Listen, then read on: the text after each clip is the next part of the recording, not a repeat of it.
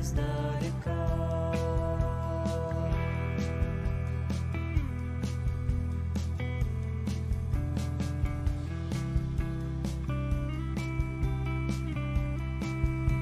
Мерцает твоя рука.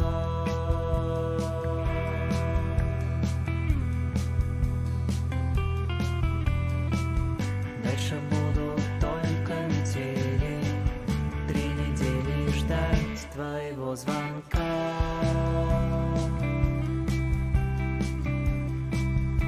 Прогулка не коротка.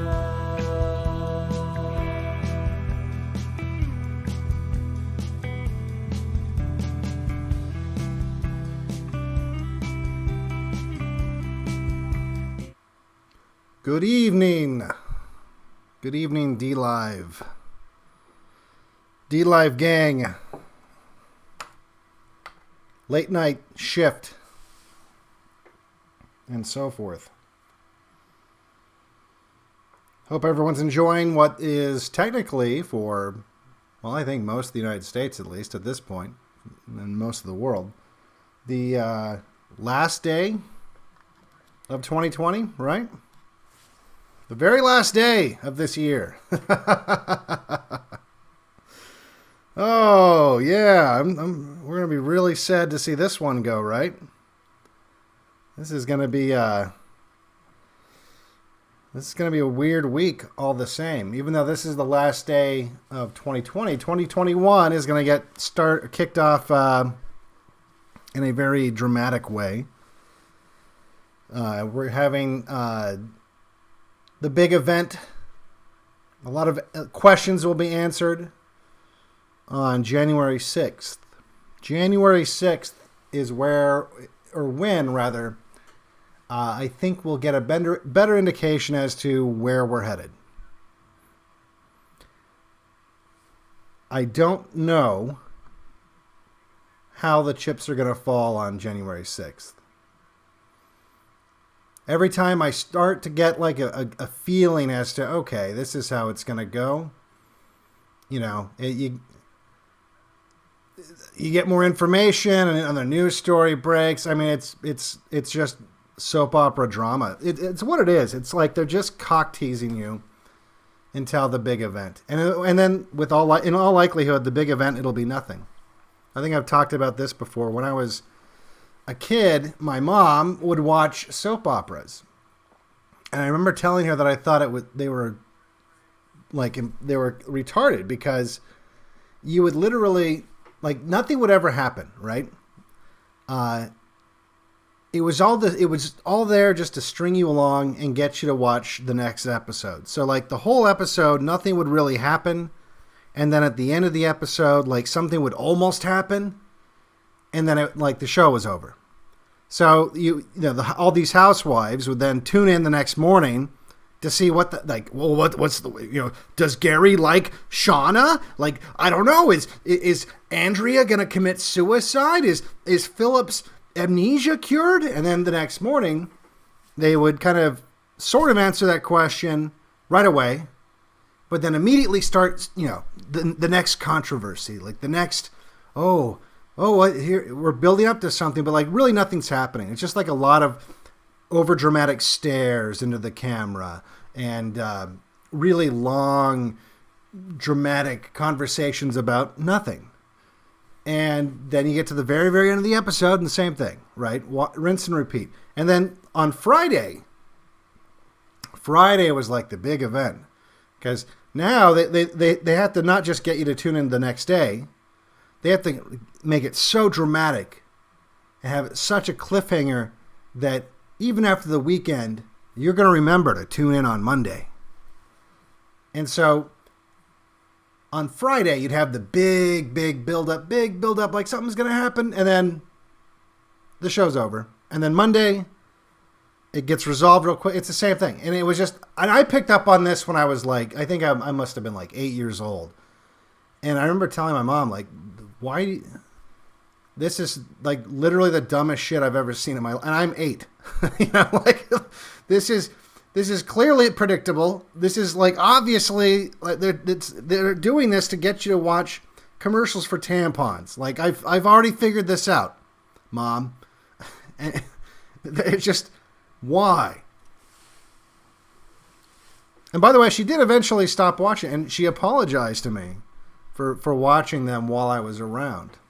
And not later in life, like, actually not that much long. Like, I think I touched the nerve. I think she thought to herself, my 8-year-old son is calling me out on my stupid bullshit. Maybe it's pretty fucking stupid bullshit. But anyway, that's how I see January 6th. I kind of feel like up until January 6th, every day, right? It's like, Pence is signaling he's not going to do it. And then like the next day, Pence is doing a speech saying, I'm going to fight for this president. And, the next day it's like, now we've got all this other, voter fraud evidence or whatever. And then, it goes to a judge and the judge dismisses it. It's just like every day there's like this little mini drama, this like ebb and flow over and over and over again. And meanwhile, like Trump is like tweeting out like, stolen election. And he's just going crazy on fucking Twitter. But nothing's happening. Nothing's happening. And like I said, it could end up like the soap opera where, Friday rolls around and it's like, this is the big buildup. I'm going to tune in on Monday. And so you tune in on Monday, or in other words, in this case, January 6th. I'm not sure what day of the week that is. I doubt it's a Monday. Maybe it is a Monday. That'd be kind of funny. No, it's a Wednesday. And so you go in on the 6th, and then it's just a big letdown. I could totally see it being a big letdown, but, who knows?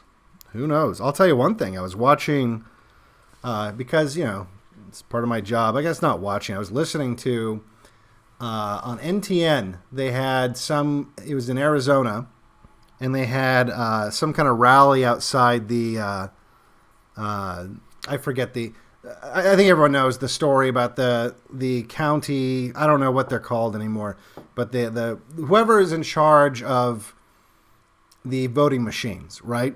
And they subpoenaed the voting machines, and they ignored the subpoena, which I would think that you would have to respond. I didn't know you could just ignore subpoenas if you were, local government.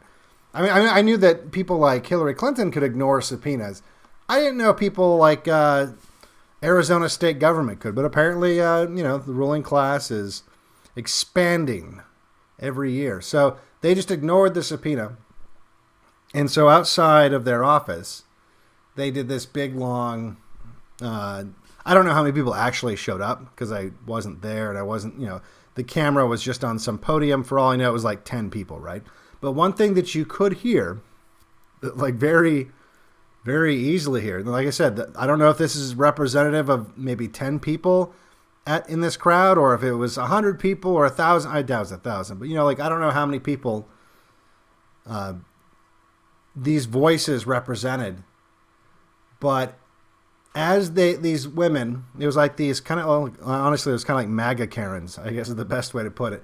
As these MAGA Karens were describing how they went through and they essentially got these voting rolls or voter rolls, and these are people who voted, and some of whom voted by mail-in ballot, right?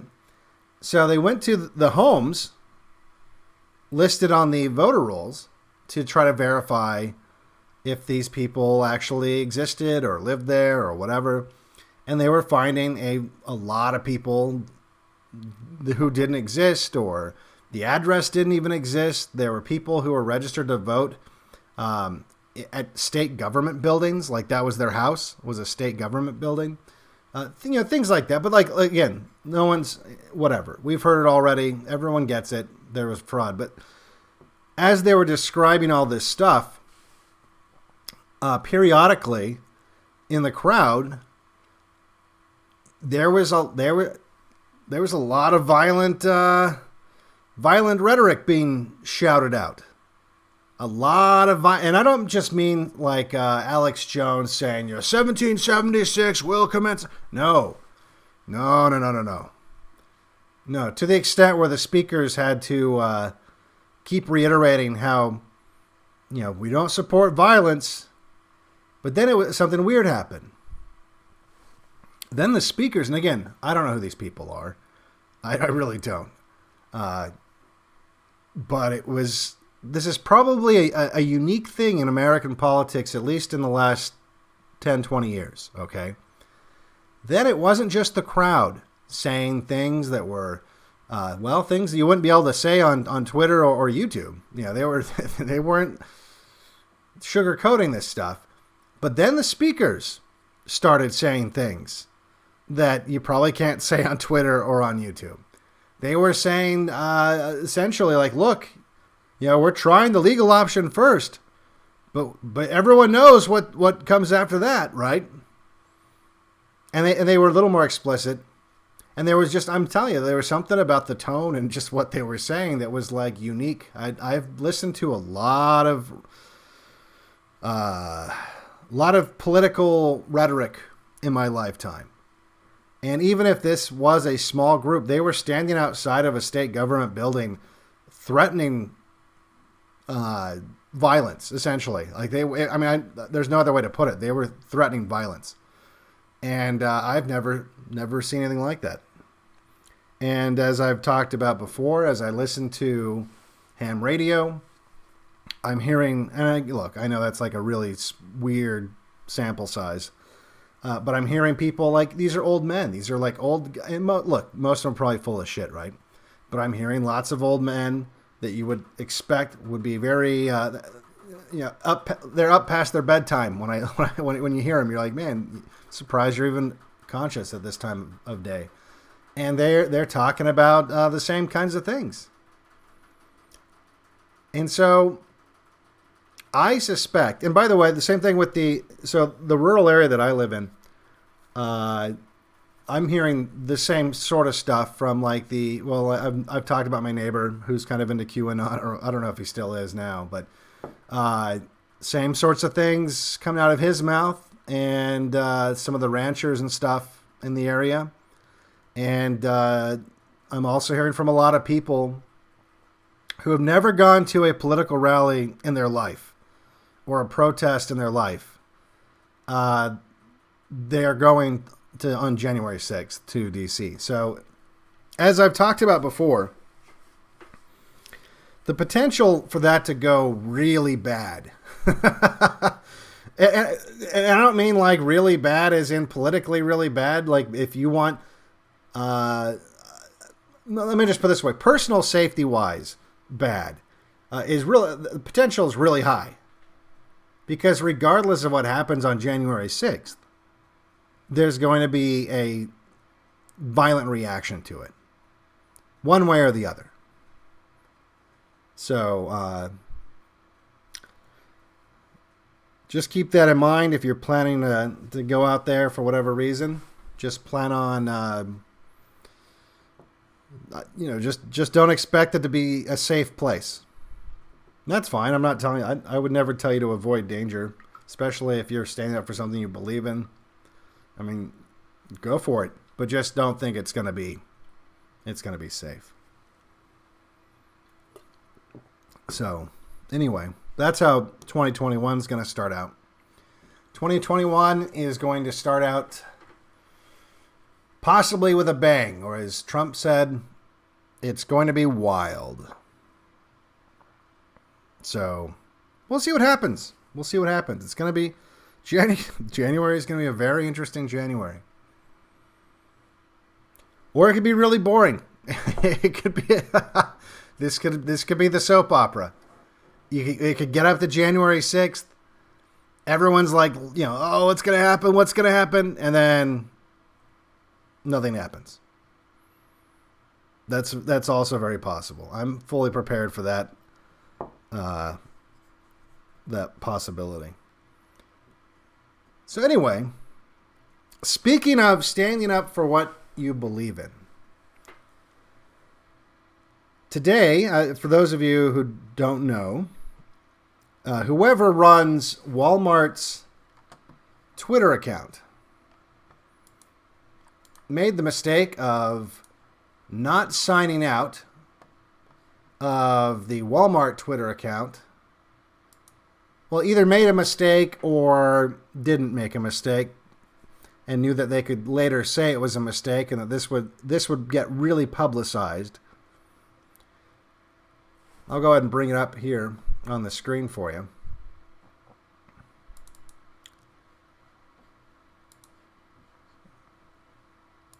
But they tweeted this out in response to Senator Josh Hawley saying that he was going to contest the votes that were going to be counted on the 6th. So that's their one senator, right? And we've talked about this before. So his, in response, the official Walmart account said, "Go ahead, get your 2-hour debate, sore loser." And look, as I've said before, Walmart might be onto something, like in terms of it just being a 2-hour debate, because what needs to happen, essentially the process, the way it goes is someone from the House has to oppose they have to submit like an objection when they're counting the votes. So like, let's say it gets to Georgia or whatever, right? A representative has to say they object to Georgia's electoral votes, and then someone from the Senate has to oppose. And Mitch McConnell was telling people, well, before we get into that, and then what happens is for 2 hours they argue it, I think, in both the House and the Senate, and then they vote on it, right? And if they vote to not use Georgia's electoral votes, they throw them out. Well, here's the problem with that plan. Like, a lot of people are like, that's what's going to happen. Well, here's why it's a massive long shot and what Walmart's getting at here, okay? Up until Josh Hawley here, and I think maybe one other senator the other day, they weren't even sure they'd get one senator to contest it. And so if you're, and Mitch McConnell was telling senators not to contest it. And Mitch McConnell controls like who gets on committees and all that kind of stuff, right? So if you piss him off, as I'm assuming Josh Hawley here has, you're not getting any committees or anything like that. And probably none of your bills are going to get passed and all that fun stuff. So just because you have a senator and a representative object to the vote, it literally probably just means they debate it for 2 hours and then they vote. And I can't imagine a scenario where they put it to a vote and they vote to throw it out. I can't imagine a scenario where that happens. So, it is what it is. But anyway, related to this, not that I'm on Walmart's side here. This was a retarded thing to do, Well, it was and it wasn't. Because people will say, oh, yeah, get woke, go broke. No. Everyone that's mad at this tweet is going to still shop at Walmart. Every single person. There's not a single person that's going to act outraged by this tweet that's also never going to shop at Walmart again. Just like there wasn't a single person that was a sports ball fan that was like, I'm never watching the NFL again. And, they're going to. For the most part, they're going to. I mean, it's hard enough getting people to cancel Netflix, to cancel Amazon Prime. And because I'm in tune with reality, I think, to a certain extent, I tweeted out exactly that. I tweeted out that, let's see here. And the reason I'm going to bring this up, because I want to address some of the responses I got. And we'll do that. Let's see here. Let me see if I can just bring up this whole screen.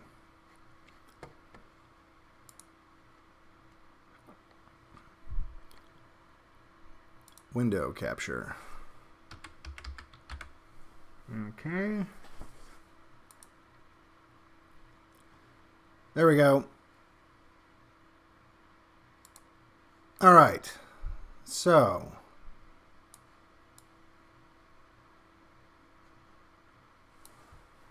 let me do this real quick. Because there's a lot of responses. They were totally predictable and kind of prove exactly what I was saying. And I want to make it clear that when I say stuff like this, I'm not just being a cynical asshole. Okay? I'm not even making a moral judgment. And we're going to get into that in a second. I'm just stating, I'm accurately describing the situation. I'm accurately stating almost everyone who reads this will act outraged and then keep shopping at Walmart. That's true. I'm not even making a moral judgment. I'm not saying, and so therefore they are assholes. And therefore I'm better than them. No, I just stated almost everyone who reads this will act outraged and then keep shopping at Walmart. Which is 100,000% true. Now let's take a look at some of the responses that we got. You know, there's the typical people who, you know, think it's not real. Now this guy right here, I'm going to use him as an example, or girl, whoever it is, because at first blush you will say, well, I mean, that guy has a point. Now he's saying the insulin I buy is $25 at Walmart. Every other pharmacy charges $180 for the same bottle. I wish I didn't have to go to Walmart. The pharmacist used to be a dude. So not only is he going to keep going to Walmart, he's going to be buying his insulin from a tranny. So let's talk about this one first. So he's saying, I wish I didn't have to go to Walmart. Well, hold on there, buddy. You said every other pharmacy charges $180. So what you're saying is every other pharmacy has insulin. Now, I'm just going to assume that you don't have to have insulin because you're 500 pounds. I'm going to assume maybe you have the kind of insulin that's like a birth defect, essentially. You know, like it wasn't something you earned by eating too many burritos or something, okay? Let's just assume that this is, you know, it's not, by no fault of your own, you need insulin to stay alive. All right? Okay. Yes, $25 is a lot less than $180. Okay. How much less is it? Well, let's see here. It's $155 less. So $155. That's the price. That's your price. You don't have to shop at Walmart, but you will save $155 a month if you shop at Walmart. Now, I'm not making any moral judgments here. I'm just saying you need to be honest about what you're saying. You don't have to go to Walmart. You go to Walmart because you save $155 a month. So if you're being honest, you have to say, I would object to Walmart and try to hurt them financially by or not participate in their company, but I would prefer to save $155 a month. And look, I'm not saying that I'm not saying you're bad because you're making that choice, but let's just be honest about it. You don't have to go to Walmart. You go to Walmart because you're going to save $155. Everyone's got their price. Maybe yours is $155. I don't know. That's fine. All right, so let's keep going. In a lot of smaller towns, especially after COVID, there's no other options but to shop at Walmart. Okay. In a lot of smaller towns, and especially after COVID, there are no other options than to shop at Walmart. That is bullshit. Once again, it's not that you can't buy anything unless you go to Walmart. There's just a cost that's imposed. For the last guy, that cost was $155. If you're in one of these small towns, I mean, I'm assuming you're driving to Walmart, right? Maybe you have to drive the next town over. Maybe if there's COVID restrictions, and if you're in a small town, by the way, there's pretty much not COVID restrictions, okay? But let's just say there are, and you can't, everywhere else is closed, which is also not true. But let's just say that everywhere else is closed, everywhere. You're somehow in like the one place in America where literally nothing is open, like nothing, not even a gas station. It's just Walmart. That's the only place you can go. Well, you're on Twitter, so clearly you have the internet. You can still order food online. Now, it won't be the food that you want.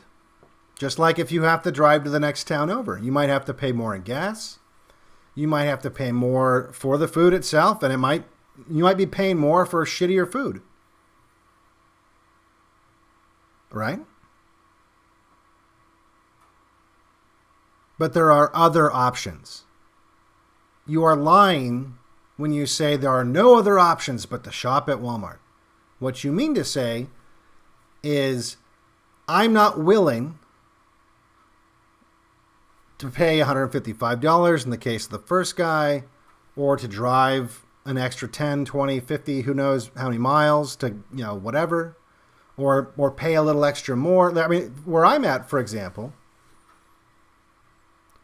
this is why I know that he's full of shit. There's no other options. I have lived in smaller towns than most people have. And in fact, where I live right now, it's not even a town. And the closest thing that's kind of a town is still not a town. And it's literally, it's a gas station and like some really shitty general store that's got crappy, overpriced, old products. And that's pretty much it. Post office. And that's pretty much it.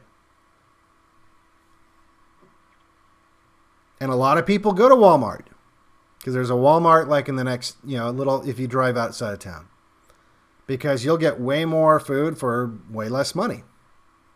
And so a lot of people don't want to go to the shitty mom and pop type place because that place is basically just there to scam people passing through that have that's the store, or people that, that live locally that don't have a means to, I guess, go to Walmart or whatever. I mean, I get it. I'd rather go to Walmart.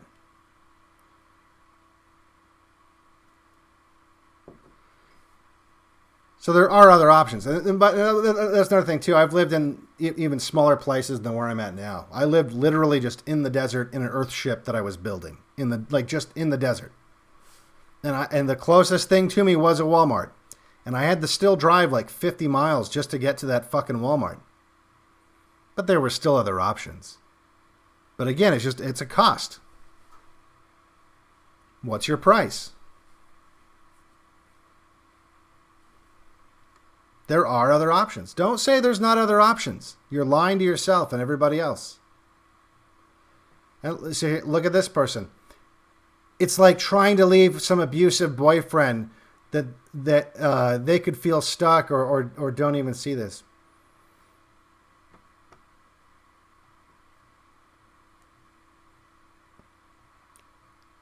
So you're basically saying you think like an abused wife? You're saying that you have the logic of someone, a wife that's getting beaten that's afraid to leave her husband, she's got options too. I mean, at least this guy, they don't know how honest they're being. Or I guess girl, I guess by the name, it looks more like a girl. Yeah, those battered wives have options. But they prefer the beating to the alternative. Or else they wouldn't stick around for the beating. Clearly they prefer that over the unknown. The fear of going somewhere else for your food, for your ramen noodles.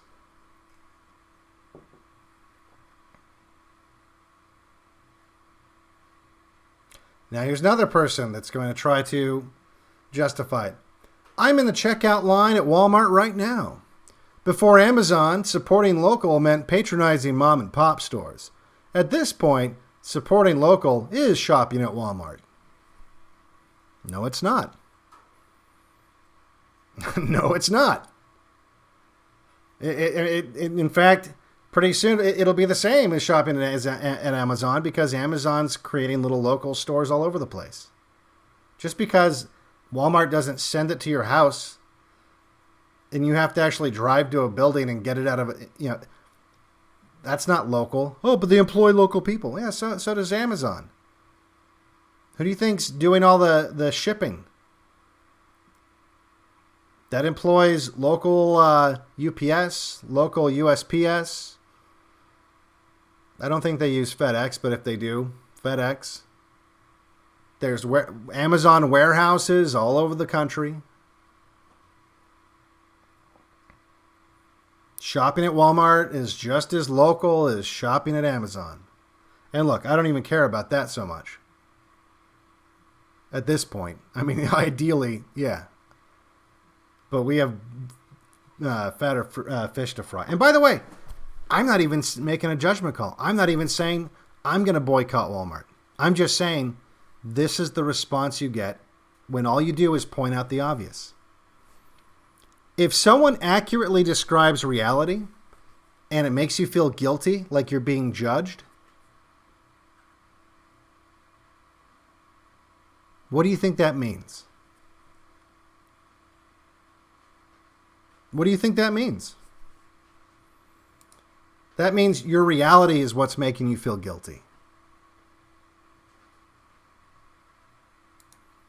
All right, let's take a look. This one's my favorite. Tweets like yours are making the difference, brother. Keep judging. Ha ha. Keep judging. What did I just say? I didn't make a single moral judgment about this. Look at it. Let's look at the tweet. Almost everyone who reads this will act outraged and then keep shopping at Walmart. Again, I didn't say, and therefore I am better than you, and therefore you are shitty. Now, if you feel shitty because you know that's true, that's because you know you're doing something wrong. I'm not telling you you're doing something wrong. I can't make you feel shitty. Only you can make you feel shitty.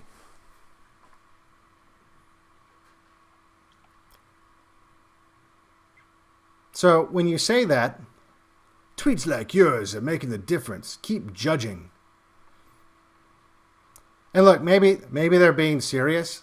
The keep judging thing, though, I don't know. I kind of suspect they're being sarcastic.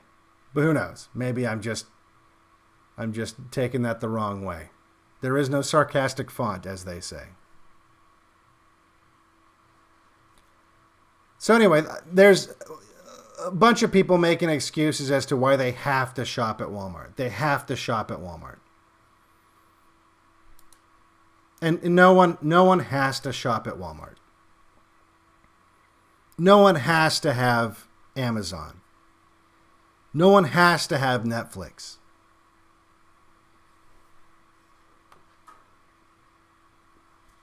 It's just you have to pay a price. You have to pay a price. And the fact of the matter is, the right says that they want to win. But winning takes sacrifice. And the right is entirely unable to commit, by and large. Obviously, there's exceptions. In fact, I count myself among them. But by and large, the right has no interest in sacrificing comfort for success, for wins. And if you're not willing to sacrifice comfort for a win, and look, like I said, you got to pick your battles. I'm not even saying that Walmart, boycotting Walmart is the way to go. I'm just saying, if you're one of these super MAGA people, right, and you see that this, Walmart is basically calling you a stupid bitch to your face, and then you just keep shopping there,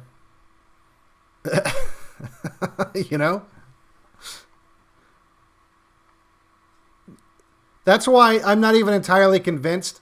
I doubt anything happens to this guy. Like, whoever did this, I'm not even convinced they did it on accident. I think they did it knowing that they might maybe get a talking to, but Walmart's not going to pay any price. No one's going to impose any costs on Walmart. So they'll probably tell him, like, oh, that was pretty funny, Dave, but you can't do that. Or who am I kidding? That was pretty funny, Enrique or Shaniqua or, some Indian name. Like, who knows? Really doubt it was a white male.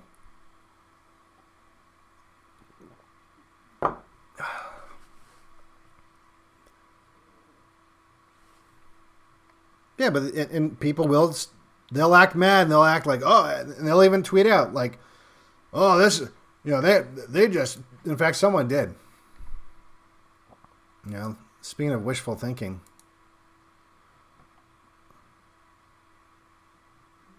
Yeah, here's someone. Does Walmart realize they just lost 75 million potential customers? No, they didn't. They really didn't. In fact, I would say if they lost any at all, which is probably not.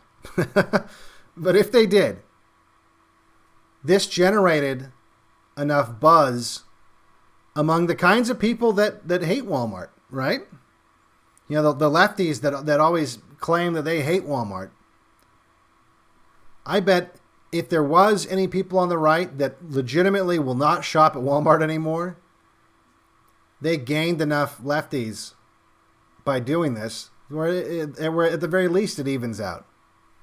Nothing's going to happen. If you look at all these companies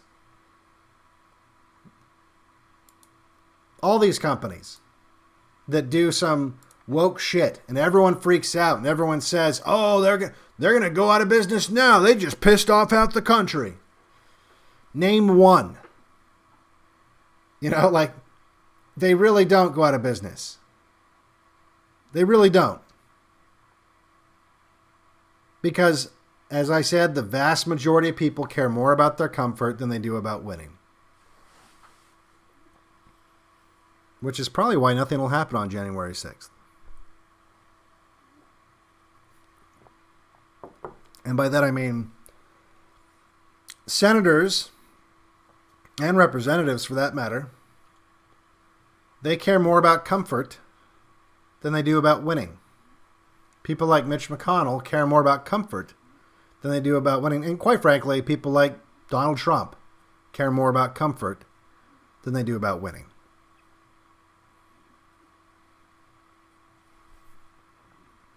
That's why a lot of times when these civilizations crumble, you do have to get to a level of discomfort to where there's nothing to sacrifice. You literally have to get to a nothing to lose situation before people are willing to risk things.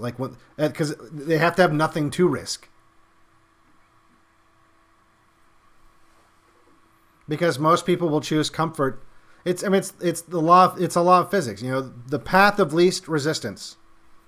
If you have an electrical circuit, the electrons will always flow into the path of least resistance. And that's how humans are, for the most part. Most humans will just go for the path of least resistance.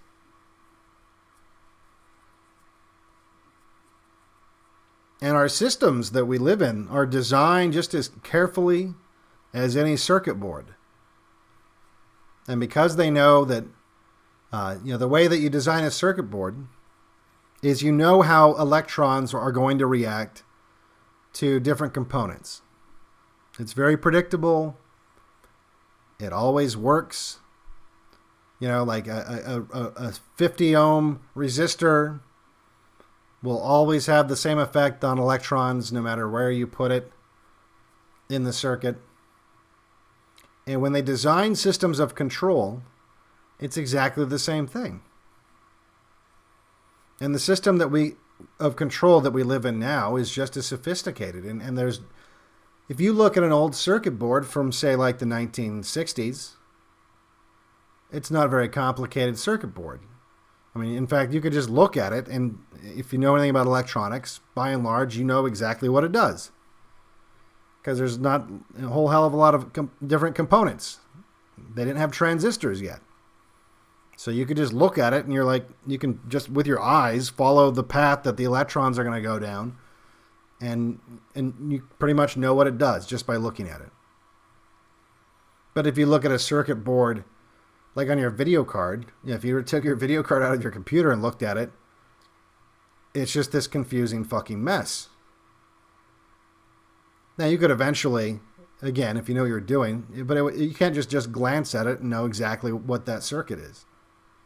It's a very sophisticated circuit that took probably several more engineers working off not just their knowledge, but the knowledge of all the people that came before them, maybe even including the guy who made the circuit board in the 1950s. And that's how the system of control in America works. Now, as systems become more complicated, they also become more fragile. There's more weak spots. The circuit board from the 1950s will survive an EMP, for example, because there's no transistors. It's literally just hunks of metal. Like a capacitor is just metal and paper, and there's no software.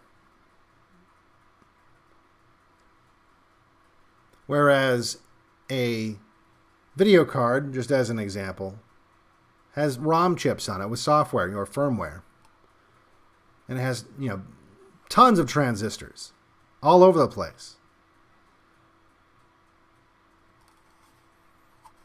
You could probably, the 1950s circuit board, you could probably throw down a flight of stairs. It's going to be fine. Because the components are large and the pathways are large. The solders are probably stronger. And if it does break, it's actually easy to fix. You can just, once again, you can just look at it and be like, oh, well, this solder, joint broke. Dab a little bit of solder on there. It's all fixed. You throw a video card down a flight of stairs. You don't know what broke. You put it in the computer, it doesn't work anymore. You could spend a week tracing all these little solder joints and still not find it. Still not find like whatever loose or maybe multiple loose connections you created when you chucked it down the fucking flight of stairs.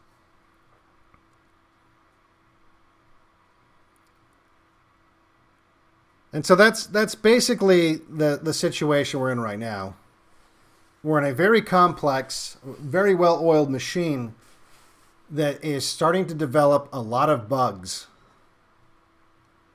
A lot of bugs that are it's difficult to determine the source of the bug sometimes. And it's even harder to fix it.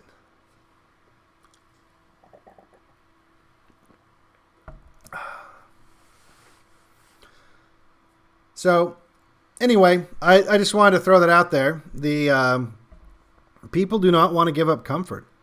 And look, I literally wasn't making a moral judgment thing. I don't really give a fuck if you boycott Walmart. I kind of give a fuck if you boycott Amazon and if you boycott Netflix.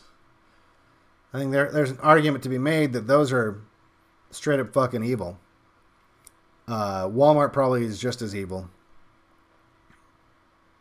But it's not going to keep me up at night if knowing that a bunch of... I mean, it should keep you up at night. See, that's the thing is, the real black pill isn't that Walmart's an evil corporation and that all these corporations are evil. It's just that the black pill is the people that go and shop there. It's the black pill is the person that says on Twitter, "Oh, I can't believe Netflix is promoting pedophilia again," and then they renew their subscription. That's the black pill. The black pill isn't that Netflix is promoting pedophilia. The black pill is the society that allows that to happen, that facilitates that. The black pill is that no one's going to go down to Netflix and really protest at all. In fact, they're going to pay them. And like with this Walmart thing, the black pill isn't that Walmart hired some diversity hire that got a little frosty on Twitter. The black pill is not even that person will probably not get fired or anything. The black pill is that all these people who were insulted, according to that one guy's tweet, 70 million people. Almost all of them are going to keep going to Walmart. And they've already got excuses as to why. And instead of just being honest and saying, look, it's my price is $155 a month. I choose saving $155 a month over opposing this company that just called me a big bitch to my face.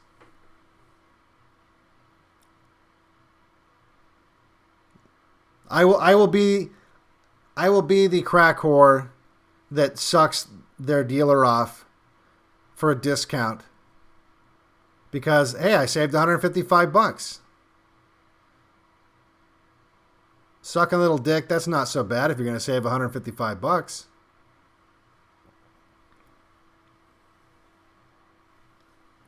I mean, that's your price. That's your price. And again, I'm not making any judgments. Just let's be honest about this shit. Stop framing it like somehow, oh, I have no control. These major corporations are just so big you can't avoid using them. Bull fucking shit. Don't get me wrong. There is a price involved. I pay that price every month. Like, if you think I like living like a crazy desert rat person, yeah, there's some obvious benefits. I do enjoy it overall, but there's a lot of stuff about this that sucks. All right, there just is. I wish I could live in a city. I wish I didn't have to I wish that we lived in a world that you could trust everyone around you and the government wasn't against you. I wish that the cities were full of people like me and I could live there and it would be fun because everyone's like us. But they're not. And I choose not to participate. And there is a cost involved, and I'm okay with that. Some people aren't willing to pay that price. So just be honest about it. Don't lie. Don't tell me that there's no fucking choice. Just tell me you prefer comfort. I prefer comfort. I prefer $155 a month. That's fine. It's literally fine. I'm not being a dick. That's fine. Just don't lie to me. Okay. Let's take a look here at the chat. Well, I hope I didn't miss any other ones, but someone just gave a diamond. I just don't even know what. Oh, yeah, speaking of which, let me just open the chest. I'm going to open the chest here. So you guys will get stuff. I guess that's going to... said it's going to happen in a few seconds here. All right. So, if you guys give me this... There's no way for me to see, at least not that I'm aware of. Maybe I can get some software that does this. Excuse me. I'm still on the tail end of, COVID or whatever the fuck I had.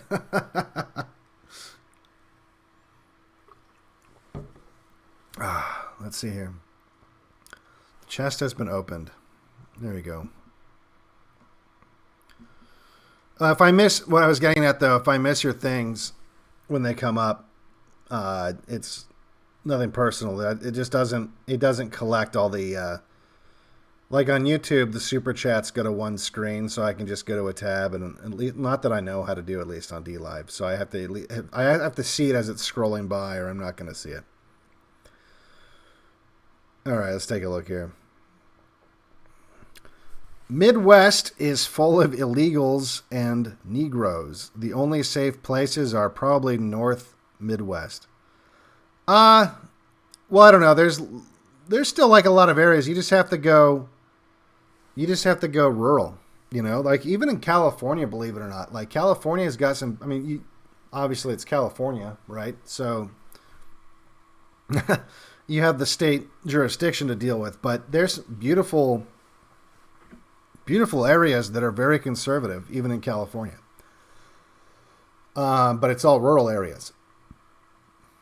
And unfortunately, the other problem with rural areas is you're often contending, like everyone thinks, oh, farmers are so based, ranchers are so based. A lot of times they're not. In fact, a lot of times they're part of the problem because they hire vast amounts of illegal immigrants and then justify it by embracing some kind of libertarianism where it's like, well, like the whole line, well, it's jobs that Americans aren't willing to do for the price, and it's a free market and blah, I've encountered that a lot.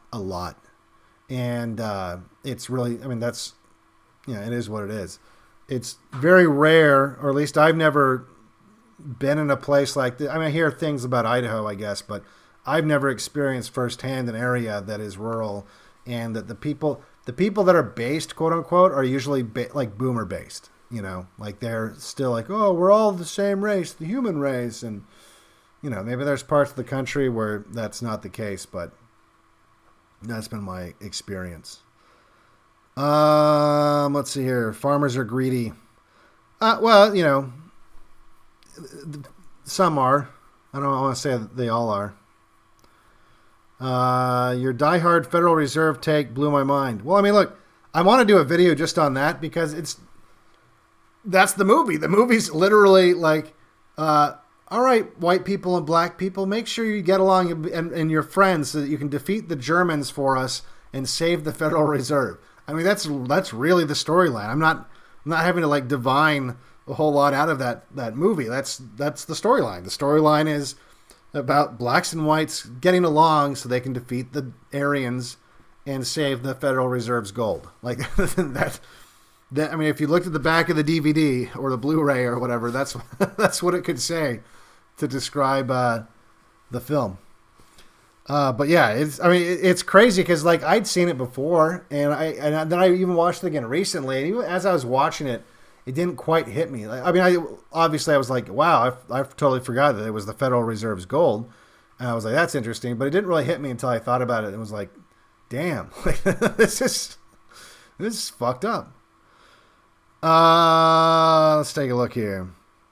Hollywood, Nazi, bad guy, been a dead trope for all those Jews, still roll it out constantly. Yeah.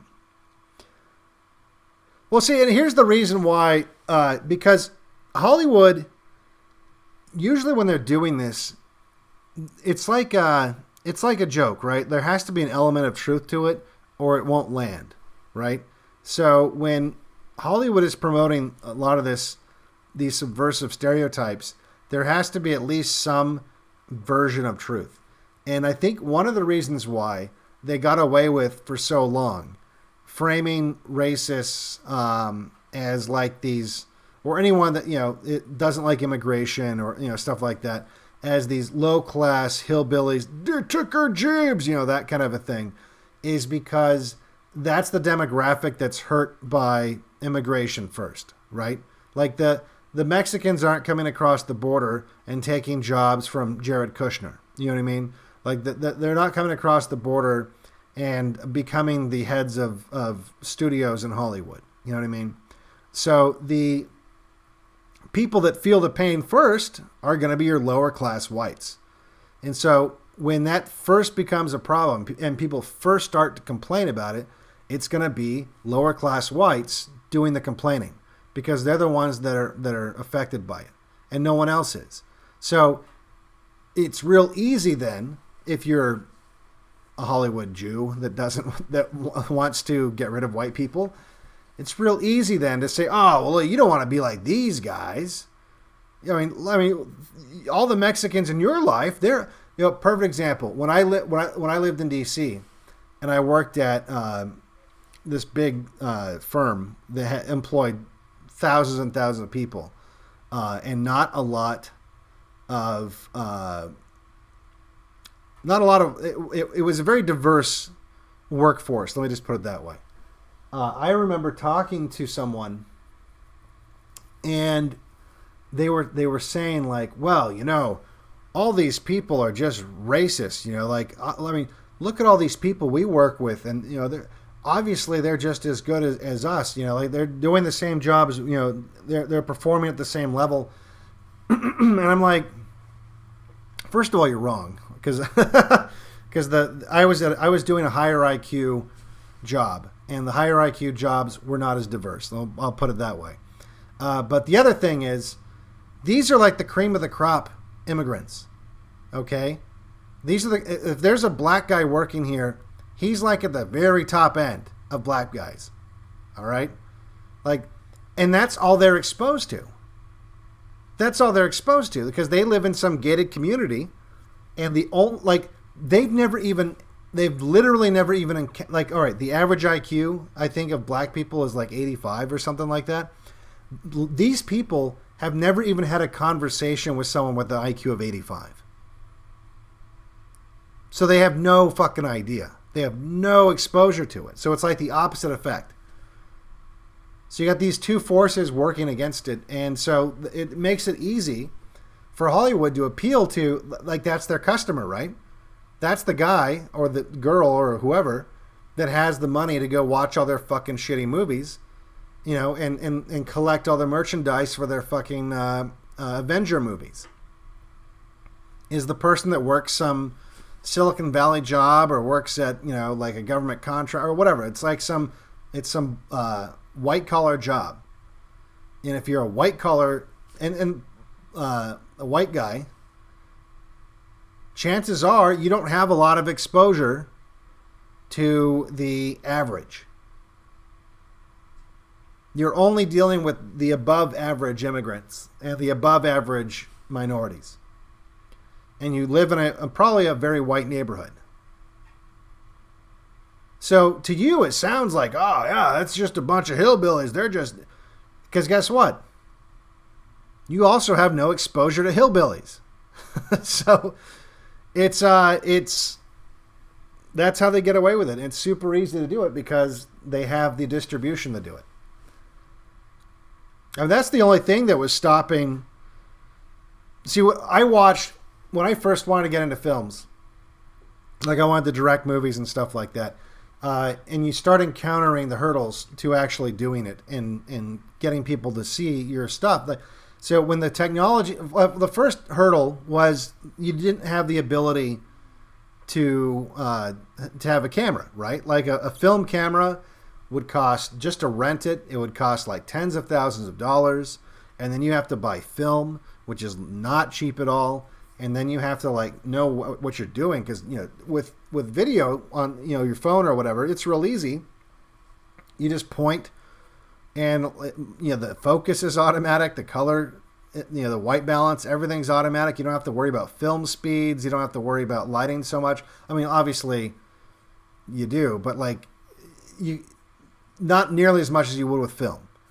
All right. With film, it's not like if you don't have proper lighting, Yeah, it won't look good, but you could destroy an entire roll of film because you didn't light it correctly, and then have to shoot it all over. And then plus you had to have audio, and you have to sync that. And then at first there was no computers. You couldn't just, I'm going to load it into Premiere and edit it. No, there was like these giant machines you had to like rent time on. And then, look, this is a little before my time, right? But that was the case. That's why no one could do that, right? And then when video first started to come out, the quality was real kind of shit. And there still was like a lot of hurdles with editing. Now, I came around, or came of age, or whatever you want to call it, just as the DV format was coming out, and you could get FireWire and capture video from mini DV onto your computer and actually edit it, and it was great because I was really good with computers and had been studying movies my whole life, and I got some money saved up, and I built my own computer that could handle this kind of stuff, and I bought a camera, and I immediately started shooting movies. And immediately started figuring out how to use, chroma key stuff and green screen, all this stuff. And maybe someday I'll show some of the shitty old movies I made, because but some of them, honestly, for the time and my age when I made them, aren't that bad. And had I had the connections because I went to film festivals. And I watched movies that were way worse than mine playing at these film festivals. And it's because there was still the nepotism. It was about distribution. And so the next technology that got whittled away was the distribution. Because the internet came out. And so we're now at a point where everyone has a camera in their pocket that in many ways is better than almost every camera that existed 10 years ago. I mean, obviously you don't have all the lenses and stuff like that, but I mean, if you have, a lot of people have a 4K, or some people have a 6K fucking camera that's just a part of their phone. And that, 10 years ago, even that would be crazy. 20 years ago, that's insanity. And everyone can edit that video. I mean, technically, I hate doing this, but you can even technically edit on your phone. So you have a whole editing suite on the phone with effects and all kinds of stuff with it. And then you can publish it from your phone. You can upload it to YouTube from your phone. So suddenly, everybody in America has the ability to produce content that at the very least can be competitive with Hollywood. And that is why the censorship started happening. Because it finally reached that saturation point where more people, I mean, it correlates exactly. Right as people had the ability, or started, there was enough cord cutters where I would say, like, right as the majority of people were basically watching more internet than they were TV, that's when the censorship started. Because now you're a threat.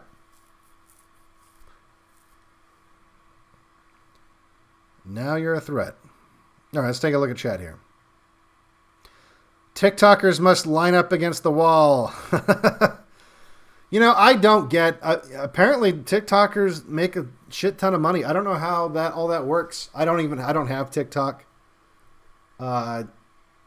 Every TikTok video I've seen has just been someone lip singing and pointing to text on the screen, like literally.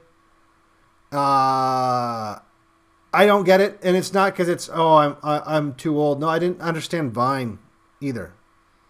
Because that was basically like the TikTok before TikTok. I don't get like the really super short attention span microtainment, I guess you could call it. Let's take a look here. Someone says TikTok based, changed my mind. Well, I mean, if by based you mean homosexual. Let's see here. Vine and TikTok is for people with ADD. Yeah, I mean, look, that's why it applies to, or that's why it appeals to a younger demographic. You know, after the Zoomers get old, you know, something else will be the new TikTok. Something, you know, because TikTok will stop being cool, just like Vine stopped being cool. And I mean, fuck, for all we know, TikTok's going to get banned in America. I guess the Trump administration, out of all the things that they could be doing in terms of the internet, they're worried about banning TikTok.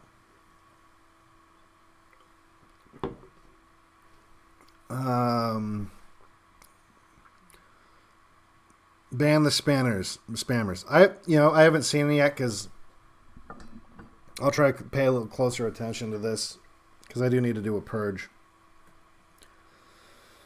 Let's see here. TikTok should be illegal. I don't know. It should be illegal. It is cancer though, and cancer's bad. I don't know. Maybe it should be. You should make a video on the children's movie Zootopia. Why do I feel like I might have seen that? With the BLM shit, every fucking company is obviously against us. How can you live when you completely opt out? Serious question. I'll tell you. Because I basically have completely opted out. Well, let me rephrase that. What do you need that has to come from one of these companies? Well, I need a phone. Okay. If you buy your phone used, they don't get your money. Someone else, like a private person, now look, maybe they'll use that money to buy a phone, but that you can't, what are you going to do about that? You can't stop that. So yeah, in 2021, do you need a phone? Yeah, you kind of need a phone. I mean, you don't need one, but let's face it. If you're, especially if you have it's real hard to find an existence in 2021 where you don't need a phone. I actually almost never use my phone except for internet. So I guess you don't really need one. But if you do need one, buy it used. Buy it used. Buy it from someone on Craigslist or online or something. Okay, well, what else would you need from a major corporation? What, food? You need food from a major corporation. You don't want that food anyway. Half that food's fucking poison. You can get food from local sources. It's just, again, it's A, it's more expensive. B, less convenient. So you just got to ask yourself, what comfort are you willing to give up? Now, there's certain things maybe you can't get around, like, I don't know, most places only have one internet provider, right? So you might have to give your money to Comcast or, something like that if you want internet. Gas is like another one. It's like, is there like a based oil company? Not really. I mean, maybe that's something we could research. Maybe we could find one that's not as bad. Probably not. But yeah, you got to drive a car, right? Okay. So there's certain instances where you could make it a long-term goal to get off of gas. And you could. Look, this isn't something you could just flip a switch and do, but you could literally make biodiesel. So if that was something that was important to you, again, like it's literally, what comfort are you willing to give up to live the life of live a righteous life, really? And it might take a while. You might not be able to just say, fuck every company. I'm going to go live in the woods and, whatever, right? Most people can't. I'm still weaning myself off the tit of the system.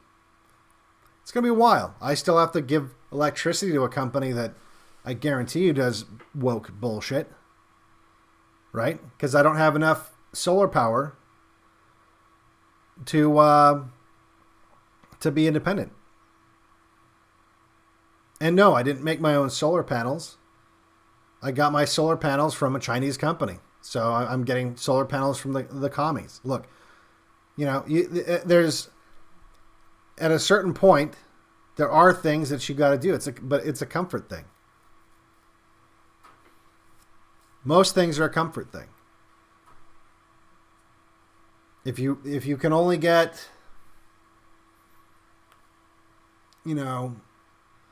if you can only get like halfway off the system, or even like 25% off the system, that's good enough. But I'm not even talking about, like, for the most part, I'm not talking about like, oh, you have to like be out of the system. I'm just saying, don't fucking pay for child porn. That should be pretty easy. I'm just saying, don't have Netflix. Don't support child porn. Don't have Amazon Prime. Don't support, Prime hasn't done like, well, maybe they have, and I just don't know about it yet, but they're not so much into the child porn like Netflix is so much as they're into like the woke shit. Like they're going to make a Tolkien series that's got a bunch of black elves and stupid shit like that. And I'm sorry, I also have I think it's immoral to give Jeff Bezos any more money anyway. Especially given the fact that, like, there's no reason. No one has to shop on Amazon. You can find every goddamn thing that's on Amazon somewhere else. Online. Usually cheaper. And you can use it. Here's what I do. I use Amazon's site to find the thing that I want so I can read the reviews and all that stuff. And then I go look for it not on Amazon. And you can usually find it. And not always. But sometimes it's even, like, sometimes it's significantly cheaper. Like, significantly. You can get a lot of stuff off eBay. Now, eBay is not exactly a good company. They do a lot of woke bullshit, too. And they do get a cut off of, like, when you buy stuff. But most of the time, you're giving that money to, like, just some guy. The bulk of the money is going to some dude, and not some blood-sucking fucking evil corporation. Ideally, you wouldn't want to use one of these go-betweens, right? That's taken a cut. But you're not, like I said, no one expects anyone to just flip a switch and like magically you're living in the woods and you're 100% independent of everything. I'm just saying, not shopping at Walmart's pretty easy. Not shopping on Amazon's even easier. And not having a Netflix subscription isn't just easy. It's harder to have a Netflix subscription than to not have a Netflix subscription. So you're actively working against your own interests if you have Netflix.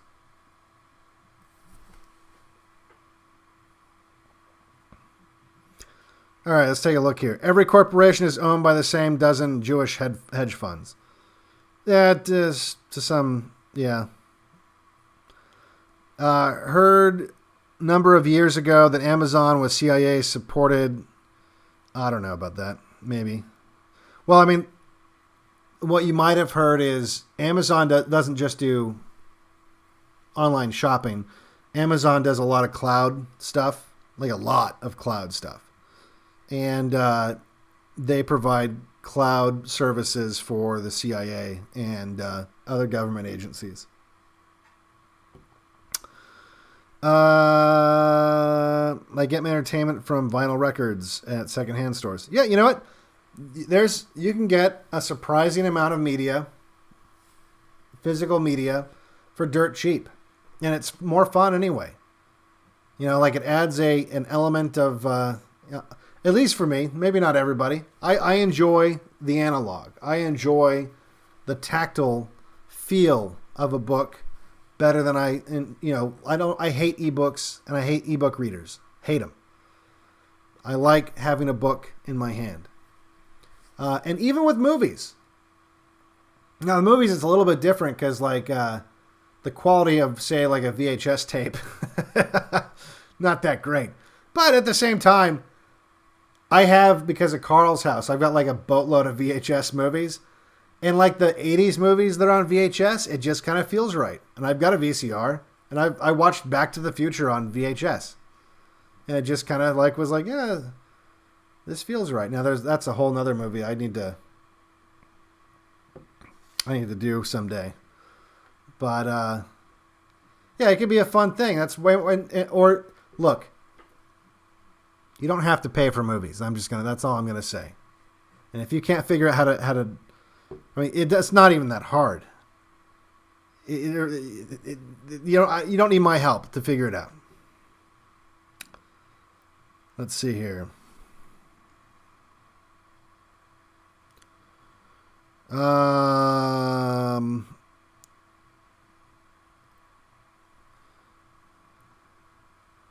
Get records for music.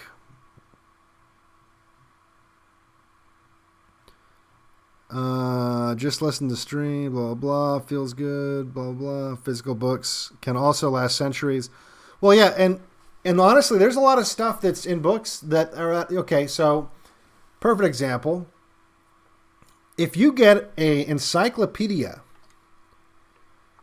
and I highly recommend getting an encyclopedia that's older.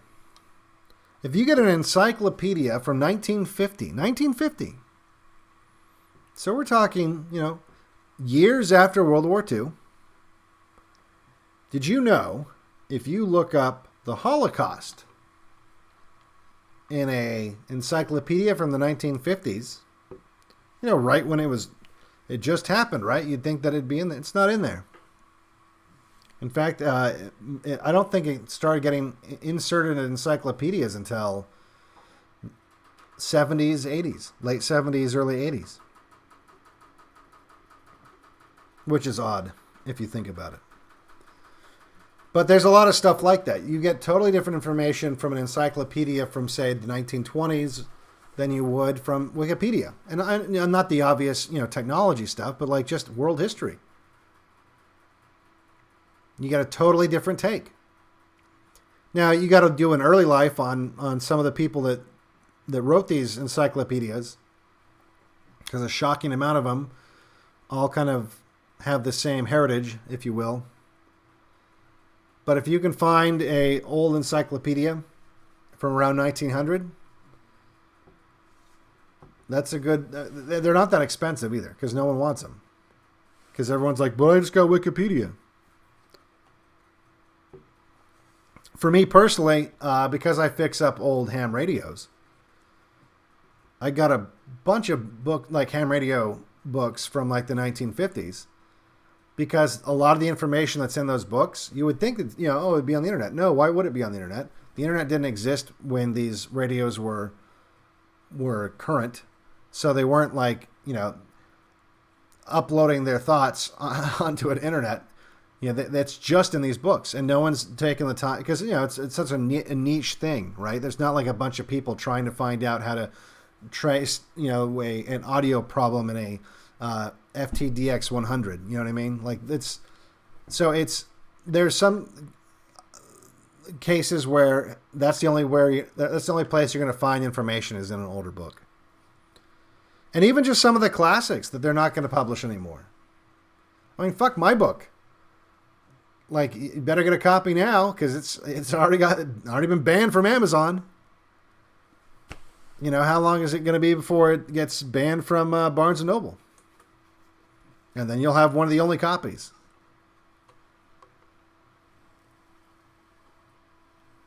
All right, let's take a look here. I wanted to shop at the local bookstore as opposed to Amazon, but they said I had to put hand sanitizer on the store, so I left. Well, you don't have to go to a bookstore. Go to like a Goodwill. I mean, you can buy books for used books or a used bookstore. Used books are cheap as hell, and they're just as good as a new book. Most of the time.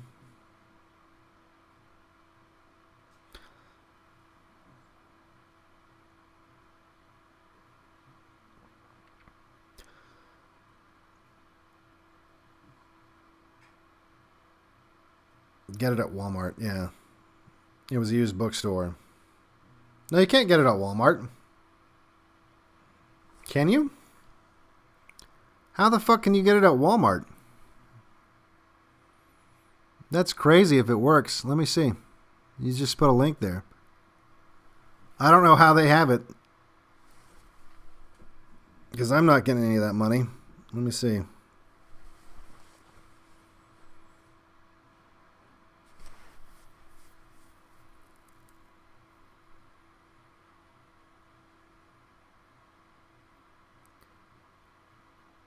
Huh.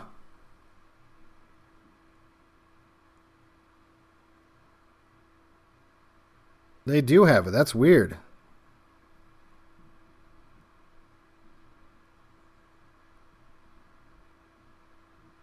I'm going to have to find out what the hell's going on with that.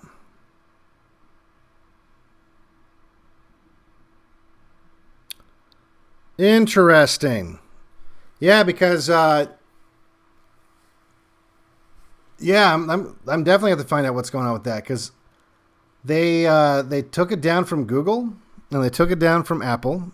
Well, actually, the weird thing is that it's listed, but you can't buy it anymore. So I don't know who's getting the money for this.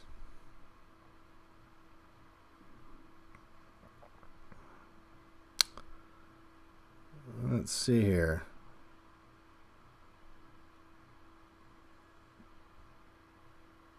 Publisher Kobo. The fuck is Kobo?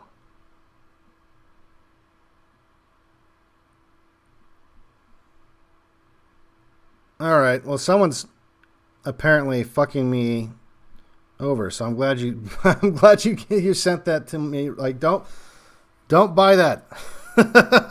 Like, because I don't know who's doing that. What the fuck? All right. So I'm gonna have to figure out what's going on with that exactly. Well, that sucks. That fucking sucks. Yeah, because like the audiobook, I don't even like I wasn't even aware you could even get it anywhere anymore, because it got banned from everywhere that I put it up, and so I'm going to have to figure what the fuck Kobo is. But yeah, do not buy it there. Let me find out what the hell's going on with that, and try to put it up somewhere where I get the money, and hopefully fuck over whoever Kobo is. Kobo is the Canadian, used to be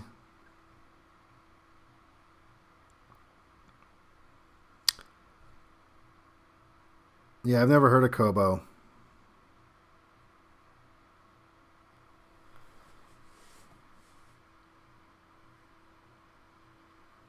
Very interesting. Very interesting. Well, great. Now I got one more thing I got to fucking do. One more thing on the list. God. It's so annoying. It's so annoying. This is why, honestly, at the end of the day, we can't be using any of these fucking corporations. This is why we just got to like use our own distribution and everything like that, because you get banned off all these different platforms, and then like this kind of shit happens. Son of a bitch. Well, anyway, it is what it is. Fucking Kobo.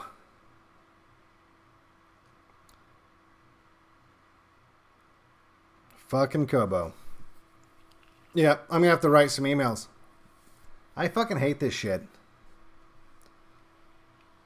See, this is why it's an uphill battle for us, though, because if I was on the left, I would just have an agent. You know, I wouldn't be banned from all these platforms. I'd have an agent.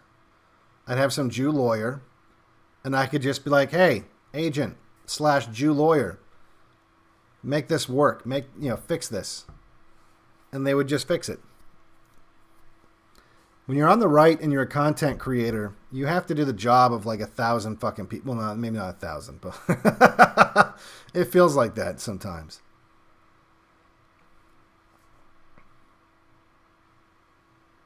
Yeah, no, yeah. Apparently, it's on there.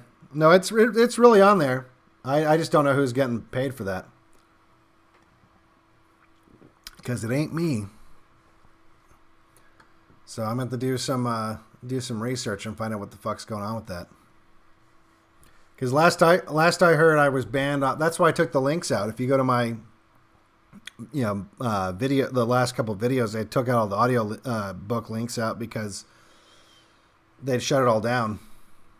And I was about to try to find a new place I could sell it. Apparently, Kobo does it. Kobo's doing it for me. Thanks, Kobo.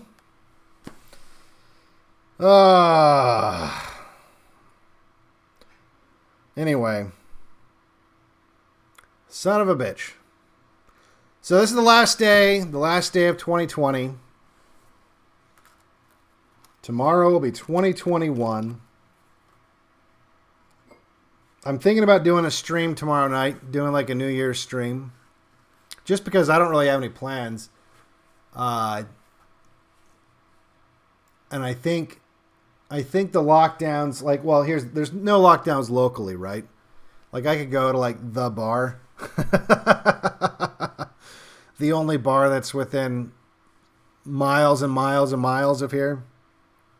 And hang out with like random bikers and whoever else would be there, which is usually not fun. Or I could drive to a city, but they're all going to be locked down. So maybe we do a stream here. Maybe we do. We usher in the new year here on D Live.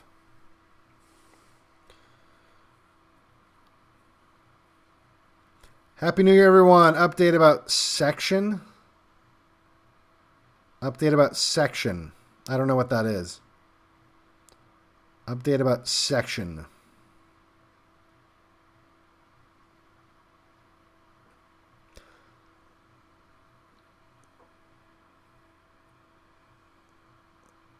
All right. All right, guys. Well, anyway, I'm going to look into that Kobo stuff. Maybe I'll do a stream in less than 24 hours, I guess, for the New Year's.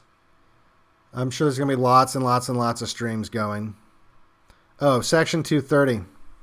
Section 230 is, as far as I know, sticking around.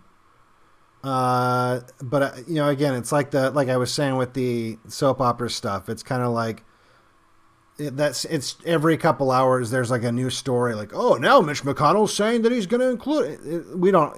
I'm guessing. Here's the thing. I'm guessing we're not going to get what we want. I'm guessing that if they do come up with some kind of solution, it's going to probably make it worse.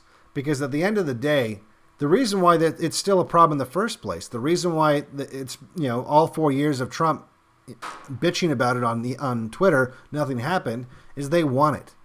They want the censorship. Both sides. They want the censorship. And so if they do, quote unquote, fix it, they're not going to fix it in a way that helps me. They'll probably fix it in a way that makes it worse for me, honestly. And in fact, they've floated a lot of things that sure as hell make it sound a lot worse. Like BitChute on Twitter was complaining about one of them where basically companies have to basically adhere to like a speech code. Like it was basically like the opposite of a fix. But that's what they want. That's what they want. They want the censorship. They don't want people who aren't owned to have a audience. It's simple as that. And then someone just said, nothing ever gets better. Well, not till it gets worse. So anyway. All right, guys. Happy New Year. I'll see you guys again. Same bat time, same bat channel, most likely. There's a possibility I'll end up doing something. I did have someone I said maybe to hanging out with, but I think I'd rather just do a stream. So probably I'll tweet out later in the day. Well, technically later today, what my plans are with that. But in the meantime, Happy New Year's Eve. Thanks for telling me about the Kobo thing. I'm gonna probably research that right now. For Black Pilled, I am Devon Stagg.